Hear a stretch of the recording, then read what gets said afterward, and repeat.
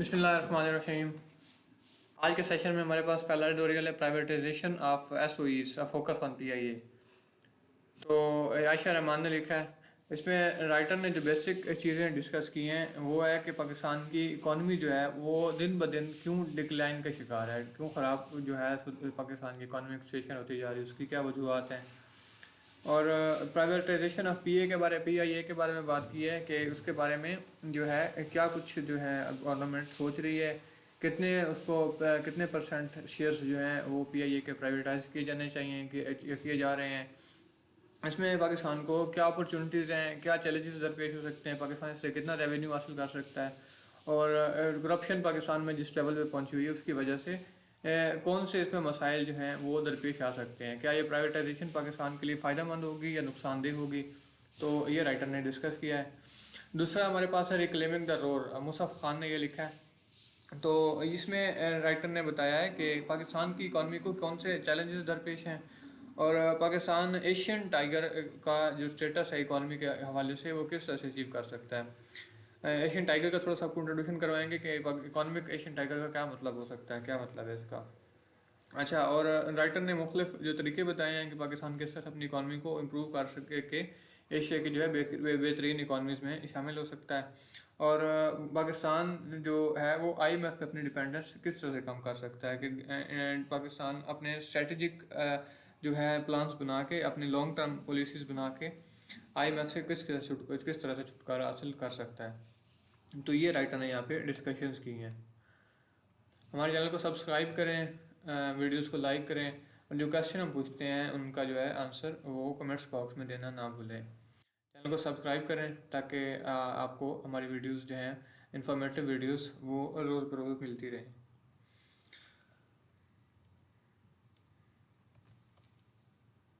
बिस्मिल्लाहिर्रहमानिर्रहीम। अहसिबन्नासु अन युत्रकू अन यक़ूलू आमन्ना वहुम ला युफ्तनून। Do the people think that they will be left to say, we believe and they will not be tried?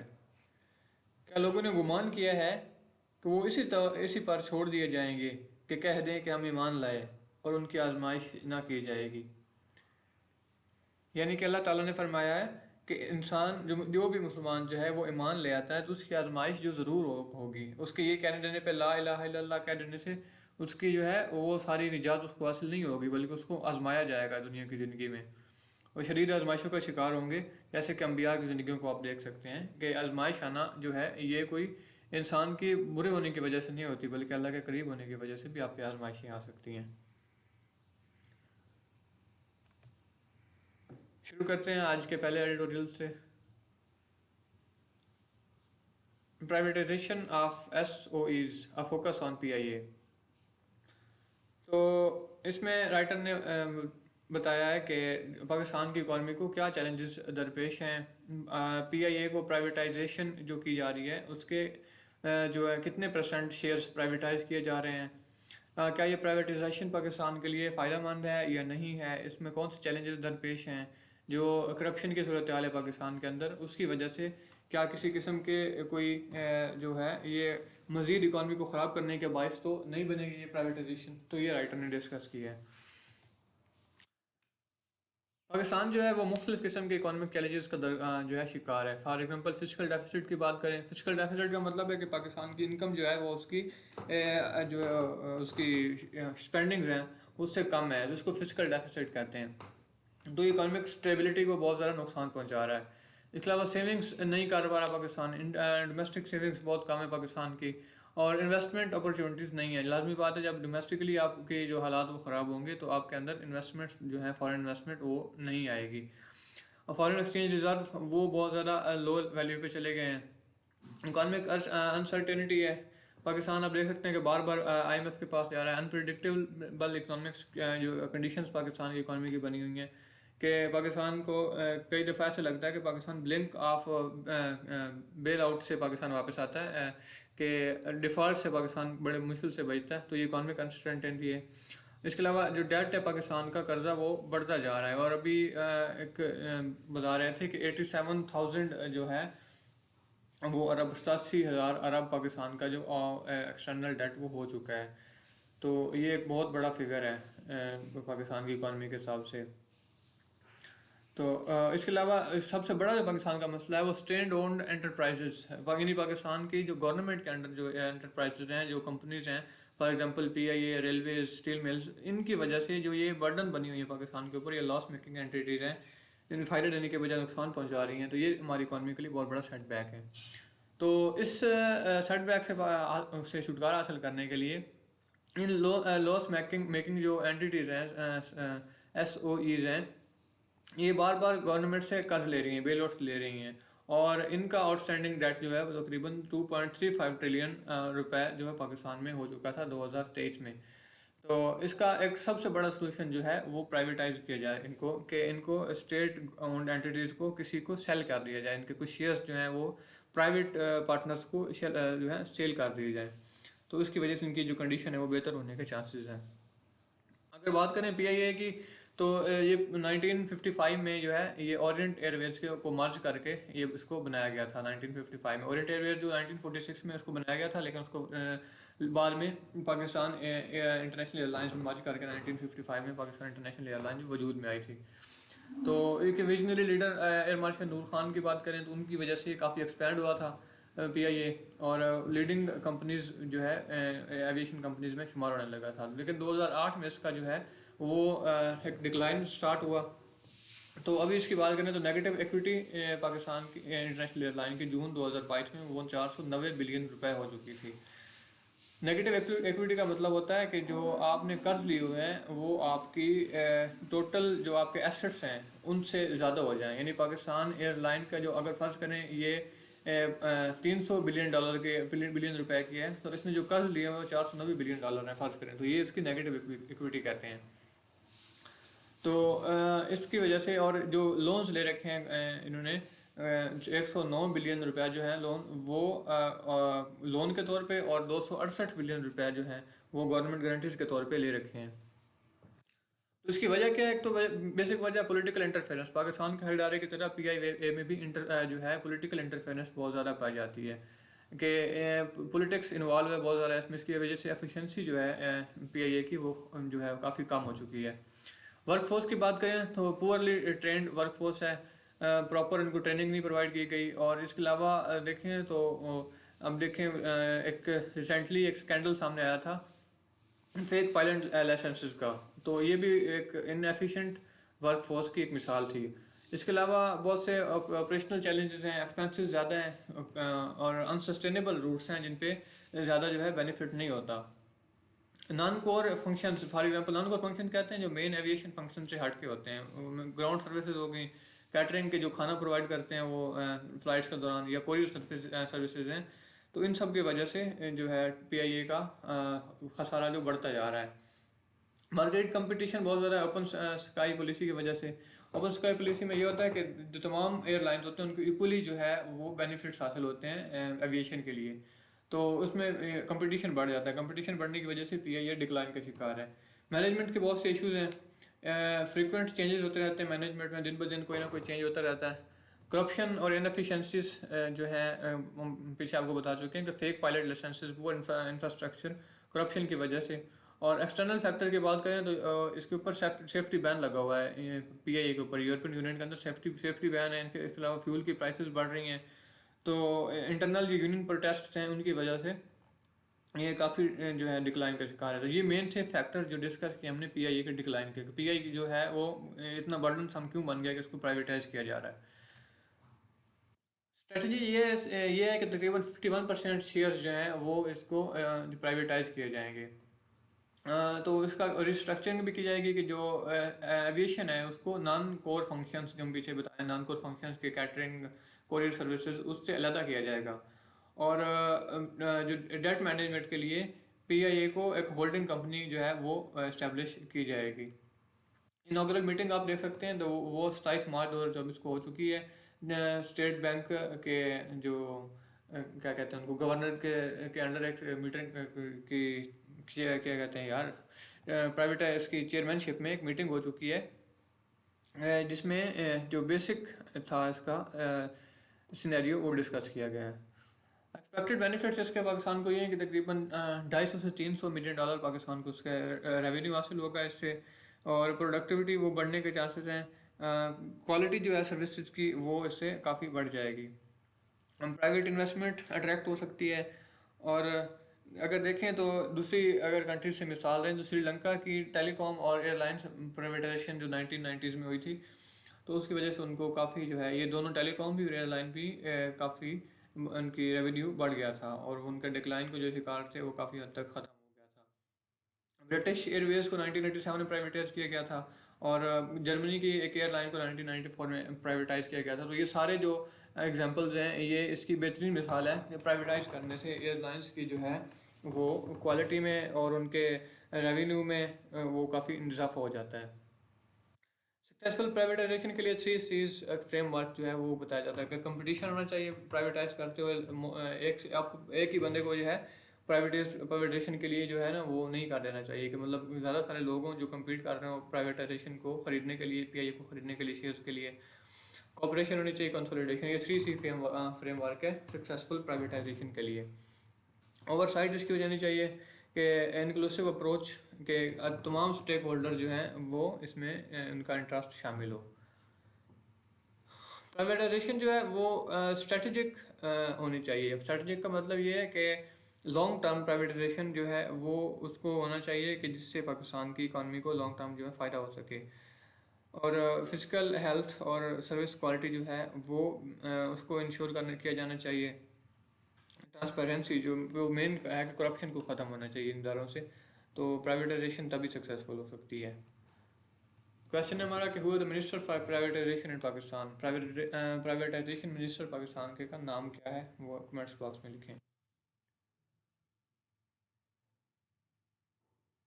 अच्छा, इस पर discuss करेंगे कि challenges of for Pakistan economy. Pakistan की economy को क्या चैलेंजेस दरपेश हैं।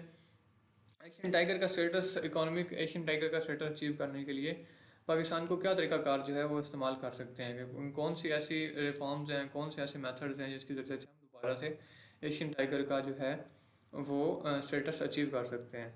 और आईएमएफ पे डिपेंडेंस कम करने के लिए हमारे पास क्या स्ट्रेटजीज हैं कि लॉन्ग टर्म हम कैसे किस तरह से जो प्लानिंग्स करके आईएमएफ से छुटकारा हासिल कर सकते हैं। रिसेंटली अगर देखें तो पाकिस्तान की इकॉनमी जो है उसमें काफ़ी चैलेंजेस तो हैं ही, बहुत ज़्यादा चैलेंज का दरपेश शिकार है, लेकिन अभी अपॉर्चुनिटी भी काफ़ी हद तक बढ़ रही है। आप देख सकते हैं कि पाकिस्तान के अंदर इन्फ्लेशन रेट जो है वो दिन ब दिन काफ़ी हद तक कम हो के आ गया है। 35%, ऑलमोस्ट 20 के करीब पहुँच चुका है, 20, 21, 22 के करीब पहुँचा हुआ है। तो ये काफ़ी अच्छी अपॉर्चुनिटी है कि पाकिस्तान इसमें जो है वो अपनी इकॉनमी को इम्प्रूव कर सकता है। मिसाल है जापान और कोरिया की, तो उन्होंने भी इसी तरह के एक सिस्टम के ज़रिए से अपनी जो है इकॉनमीज को इम्प्रूव किया है। तो इसके लिए मल्टी प्रॉन्ग्ड स्ट्रेटजी पाकिस्तान को बनानी पड़ेगी, कि आप एक ही साइड पे आप फोकस करके नहीं बल्कि थ्रू आउट इकॉनमी के हर सेक्टर पे फोकस करके आप अपनी इकॉनमी को ग्रोथ को इम्प्रूव कर सकते हो। अब देखें तो टेक्सटाइल सेक्टर जो पाकिस्तान के जो सबसे ज़्यादा एडवांटेजेस है, पाकिस्तान के सबसे ज़्यादा जो एक्सपोर्ट्स हैं वो टेक्सटाइल में है। और रिन्यूएबल एनर्जी सोर्सेज, तो ये दोनों जो चीज़ें हैं, इस तरह की जो बाकी चीज़ें हैं, ये हाई ग्रोथ सेक्टर्स हैं, तो इन पे मेन फोकस किया जाना चाहिए। टैक्स ब्रेक्स मिलनी चाहिए, सब्सिडीज़ मिलनी चाहिए लोन्स के ऊपर इंडस्ट्रीज़ को। और रेगुलेशंस जो हैं वो स्मूथ होने चाहिए, स्विफ्ट एंड स्मूथ रेगुलेशन जो हैं वो बनने चाहिए। तो एक्सपोर्ट ग्रोथ, जॉब क्रिएशन और टेक्नोलॉजिकल इनोवेशन, ये तीन चीज़ें जो हैं ये पाकिस्तान के लिए स्पेसिफिक गोल्स होने चाहिए। इंसेंटिव इन पे काफ़ी ले जाने की ज़रूरत है। पाकिस्तान एक्सपोर्ट को बढ़ाएगा तो पाकिस्तान की जो रेवेन्यू ग्रोथ होगी, जॉब क्रिएशन होगी, तो पाकिस्तान की इंटरनली जो डोमेस्टिक कंडीशन, इकोनॉमिक कंडीशन वो बेहतर हो जाएंगी। और टेक्नोलॉजिकल इनोवेशन, डिजिटल लिटरेसी के ज़रिए से, डिजिटल टेक्नोलॉजी के ज़रिए से पाकिस्तान जो है वो अपने इंटरनल जो ह्यूमन कैपिटल है उसको इम्प्रूव कर सकता है। तो कोरिया के चैबल सिस्टम थोड़ा आपको इंट्रोड्यूस करवाते हैं कि ये वहाँ पे बड़ी फैमिलीज़ को कहते हैं, बिजनेस फैमिलीज़ को कहते हैं, कि जो कि पूरी कंपनी को, ग्रुप ऑफ कंपनीज को कंट्रोल कर रहे होते हैं। फॉर एग्जांपल, अब एग्जांपल लेते हैं कि सैमसंग कंपनी, आप फेमस कंपनी जिसका आपने नाम सुना होगा, तो उसको वहाँ की एक साउथ कोरियन ली फैमिली है वहाँ की, वो इसको कंट्रोल कर रहे हैं, तो उस पर उनका होल्ड है। तो वहाँ पे यही सिस्टम है कि वहाँ पे चंद एक लोगों के पास जो है वो पूरी जिस कंट्रीज़ की जो प्राइवेट कंपनीज होती हैं उनका होल्ड होता है। इसको कहते हैं शैबल सिस्टम।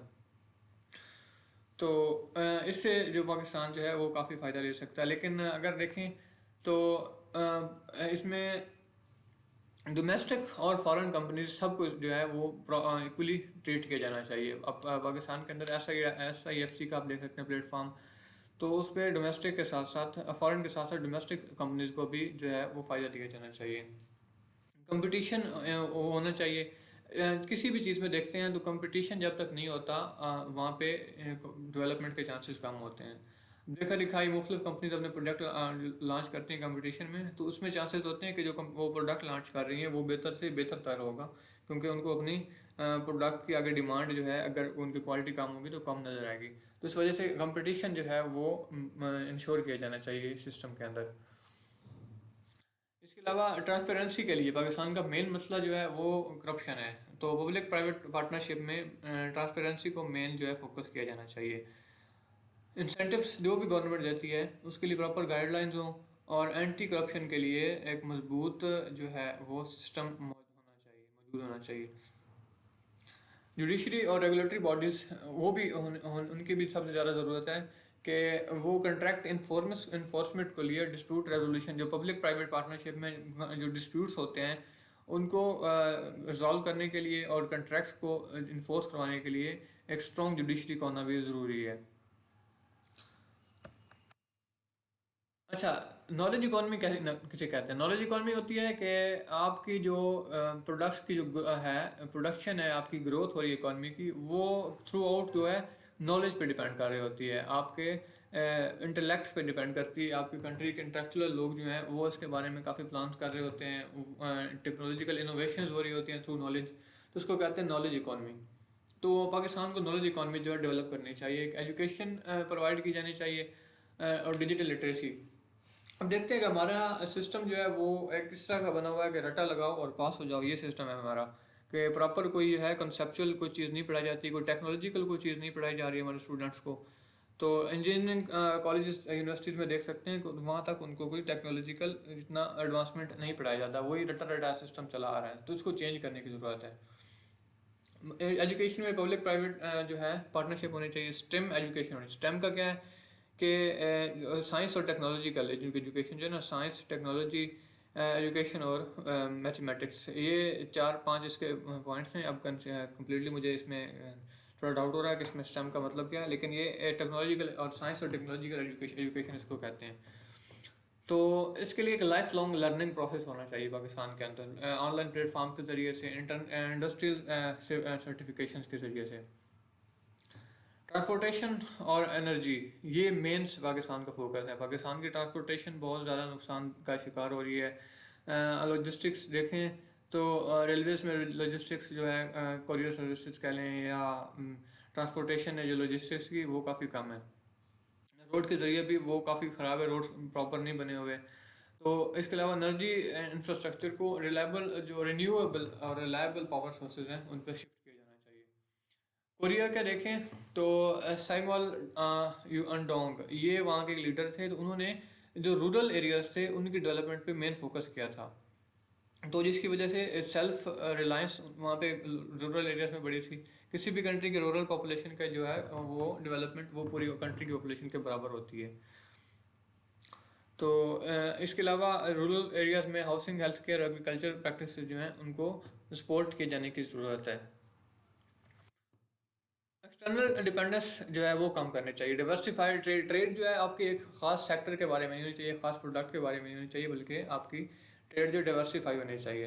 रिजिलियंस बिल्ड करने की ज़रूरत है कि फॉरेन एक्सचेंज रिजर्व जो हैं आपके पास इतना पड़ा हो कि अगर आपकी कंट्री को डायरेक्ट इन्वेस्टमेंट नहीं मिलती, for example foreign direct investment नहीं मिलती, तो आपका IMF पे डिपेंडेंस जो है वो कम से कम हो सके, आप इसको फॉरेन एक्सचेंज रिजर्व को यूज़ कर सको। पाकिस्तान का स्ट्रेटेजिक फोकस जो है वो पब्लिक प्राइवेट सेक्टर्स जो है उनके कोलेबोरेशन पे होना चाहिए। और अप्रोच एक ऐसी अप्रोच की ज़रूरत है जो इदारों को मजबूत कर सके, उनमें मुख्तलिफ इंसेंटिव्स जो है वो उनको प्रोवाइड कर सके। और लॉन्ग टर्म विजन की ज़रूरत है। आप फायर फाइटिंग मेजर्स की बजाय लॉन्ग टर्म मेजर्स लोगे तो पाकिस्तान एशियन टाइगर का स्टेटस जो है वो अचीव कर सकता है। क्वेश्चन है हमारा कि पीआईए के कितने परसेंट शेयर्स को प्राइवेटाइज किया जा रहा है, कमेंट सेक्शन में लिखना ना भूलें।